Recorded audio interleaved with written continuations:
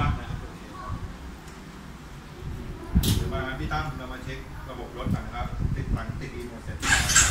ก็ทุกอย่างปกติไหมนะครับไฟสูงโอเคนะครับขอทางนะครับโอเคนะครับไฟเลี้ยวซ้ายนะครับหน้าหลังติดนะครับด้านขวาติดนะครับติดนะครับไฟทางมาขอทางหน้าหลังติดนะครับ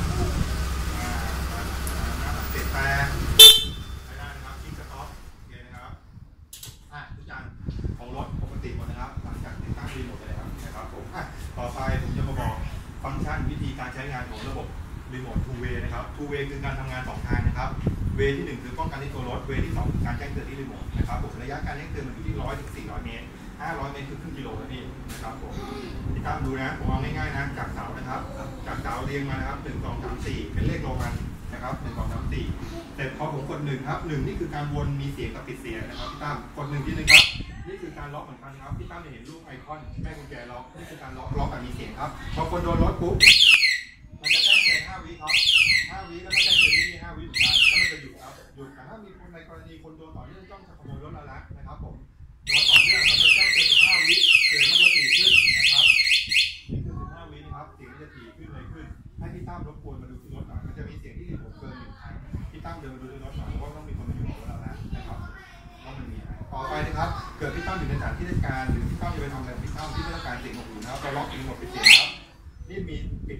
กด1 ทีนึงนี่คือมีเสียงแบบเป็นรูปไอคอนแม่กุญแจล็อกนะผมกด1 อีกทีครับปึ๊บพี่ตั้มจะเห็นเป็นว่าเป็นรูปไอคอนลำโพงฉีดผ้านี่คือล็อกเหมือนกันครับแต่อยู่ในโหมดปิดเสียงพอคนโดนรถนะพี่ตั้มเห็นไหมที่รถจะมีแค่ไฟกระพริบแต่จะมีเสียงที่รีโมทแทนแค่1 ครั้งถ้าคนโดนต่อเนื่องครับเหมือนกันครับ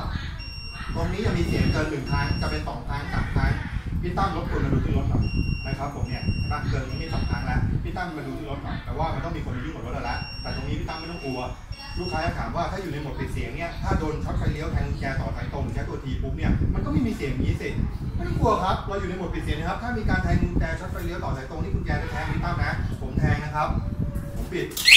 มันจะสั่งให้เป็นเสียงโดยอัตโนมัติแล้วมันก็จะสตาร์ทรถไม่ได้ยังไงมันก็สตาร์ทรถไม่ได้พูดง่ายถึงพี่ตั้มจะล็อกอยู่ในโหมดมีเสียงหรือปิดเสียงถ้าพี่ตั้มไม่ล็อกมันขโมยรถไม่ได้แน่นอนนะครับผมมันจะตัดให้เป็นเสียงโดยอัตโนมัติถ้าอยู่ในโหมดปิดเสียงนะครับโอเคครับฟังแค่นี้ผ่านไปนะครับต่อไปในกรณีพี่ตั้มที่ไปเข้าสถานที่ไปเข้าห้างเข้าอะไรออกมาหารถฟอร์ซ่าเราไม่เจอนะครับผมแล้วผมก็หารถครับสมมติผมล็อกรถนะครับเข้าห้างเดินไปแล้วพี่ตั้มออกมารถเราอยู่ไหนหาไม่เจอกด4 ครั้งครับกด4 ครั้งนะครับรถมันจะร้องแล้วก็มีไฟกระพริบด้วยนะครับผมเสร็จถ้าพี่ตั้มเจอรถแล้วพี่ตั้มกด1ครับกด1ให้มันเงียบแต่ยังไม่กดล็อกเพราะพี่ตั้มยังเดินไม่ถึงรถเหลืออีก5 ถึง 10 เมตรเดินถึงรถปุ๊บแล้วก็กด2ครับกดล็อก2คือการกดล็อกทุกอย่างออกมารูปไอคอนแม่กุญแจจะกดล็อกนะครับผมนี่พี่ตั้มต้องขับรถนะครับต่อไปเป็นฟังก์ชันอะไรสตาร์ทรถกับผมเริ่มทำไปแล้วนะครับผมเมจิกไบค์เริ่มทำแล้วเพราะมันมีปัญหาเยอะนะครับผมก็เลยว่าตัดปัญหาเนี่ยเราป้องกันขโมยโดยดีโดยตรงเลยนะครับผมก็เลยเอามาเป็นอะเป็นเปิดไฟหน้ารถรบกวนพี่ตั้มด้านหน้ารถนิดนึงครับผมไม่ต้องมีกุญแจรถนะครับนี่ผมดึงกุญแจรถออกทุกอย่างคุมที่นี่หมดนะครับผมกดนะครับสามารถเปิดไฟหน้ารถได้กรณีพี่ตั้มที่ไปอยู่ที่มืดๆจะเดินเข้าไปที่รถกลัวมีงูเงี้ยวเขี้ยวขอหาไม่รู้ไม่เห็นเปิดไฟก่อนได้เลยครับก่อนที่เราจะถึงรถได้ถึง400 เมตรเลยพี่พอเปิดไฟปุ๊บกด2 ครั้งเปิดไฟพอพี่ต้องการยกเลิกกด2นะครับไฟดับจบแค่นั้นไม่มีปัญหาเลยนะครับผมต่อไปจะเป็นไม่เป็นไรค่ะไปอันหนึ่งคือในกรณีตอนดึกๆถ้าพี่ตั้มเกิดมองไม่เห็นจอ LED ตรงนี้ว่าไอคอนล็อกหรือไม่ล็อกนะครับกด4 ทีเดียวครับมันจะเป็นไฟ LED ขึ้นมา5 วิต้องหายไปนะครับตรงนี้จบนะครับ